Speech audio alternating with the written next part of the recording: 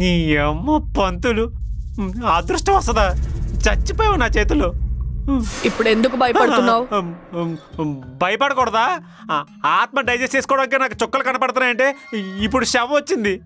భయపడకుండా డాన్స్ వేయాలా? మనం పార్సల్ చేయాల్సింది వాడినే. ఆహా, ప్రపంచంలో శవాన్ని పాతి పెట్టాలనుకుండా పార్సల్ అనే పదం వాడి ఏకైక వీరమంతా ఎవరైనా ఉన్నారంటే అది నువ్వే. ఇదిగో అలా చిన్నపిల్లళ్ళ అల్లరి చేయకూడదు. చచ్చిన వాడే కదా, ఎందుకు భయం? నువ్వు చచ్చిందానివి, నీకు భయం ఉండదు. అసలు నా గురించి నువ్వేమనుకుంటున్నావు? చిన్నప్పుడు మా నాన్నమ్మ చనిపోతే నేను శ్మశానానికి కూడా వెళ్ళలేదు తెలుసా? అయ్యో, ఒంటరిగా పోయారా?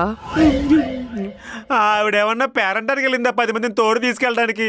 పోయే వాళ్ళు అలా ఒంటరిగానే పోతారు. ఇదంతా కాదు సత్య, నువ్వు ఆ శవాన్ని పాతి పెడతావా పెట్టవా? పెట్టను. చంపేస్తావా? చంపేయి. ఈ టార్చర్ కన్నా అదే బెస్ట్.